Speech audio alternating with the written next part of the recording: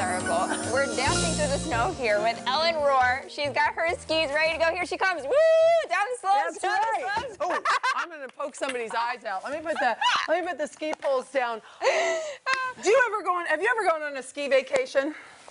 No, actually, but I would love to. I used to be a professional skier. I've had a zillion jobs. And I was a ski instructor for 7 years, and I was a ski patroller. I would save lives on the mountain and do avalanche control. It was a blast. But I am sad because the snowpack in the world and in North America is receding, and the ski industry will be affected. So I'm glad you and I are going to talk about this today. Yes, putting our brains together because we're talking about economic impacts of a warming climate, right? As temperatures warm, snowpack decreases. This is a huge economic impact for winter tourism. Right. If there's no snow, you can't go skiing. Yeah, so not only is that no fun, but then, we have to look at ways, are there other ways that the ski industry could evolve and survive? So what is the impact and what could we do to promote better and more responsible economy when it comes to enjoying the winter weather? I know some of the things, like if you're planning a ski vacation, they're starting to make snow instead of count on nature to make snow. Right, because in some places, yeah, that snowpack is so much less, they have to. They're not getting it at the right times. And the problem with that, like I'm a Utah. I was born in Utah.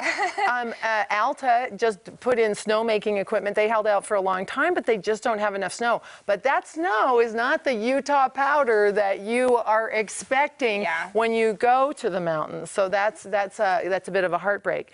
It's also getting people up the mountain is having economic impact. The snowmaking takes a lot of resources. Getting people to the site takes some resources. So they're looking at different ways. Instead of taking a helicopter ski trip, you might hike back up there. Better for you. Better for you anyway. More exercise in the legs. What about the economic impacts of a reduced ski industry, which is worth billions of dollars in the United States? Yeah, I mean, because with that less snowpack, not enough snow, temperature's not as cold, not ideal, and it's not just the skiing resorts, because this is, you have goggles, you have a jacket, you've got the ski poles down here. This is, you know this better than me, but this is such a trickle down as far as economic impacts go. That's right. Where are you going to get cool gear like this? Right. Right. So, this is where we're going to have to explore not only how do we do better as far as what we can do to preserve the viable climate in the earth, but what can we do in the winter that's going to be a little gentler on Mother Earth too? Yeah.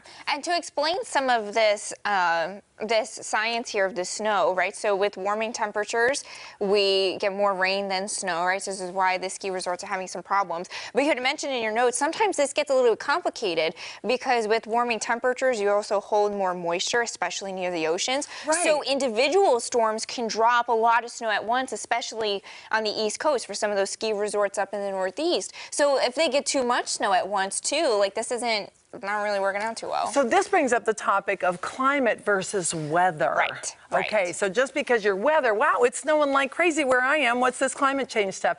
It's not the same thing, correct? Right, not the same, and it's very multifaceted. There are some pieces to the puzzle that can impact other pieces in ways that maybe we don't think are that intuitive, I'm so glad you're here to help us through it. And I'm so glad you're here to help us with the economic impact, because as we've learned, weather, climate, money, all goes together, and we put our brains together. Thank you so much for the ski trip that you took us on here, Alan. We'll be right back after the break.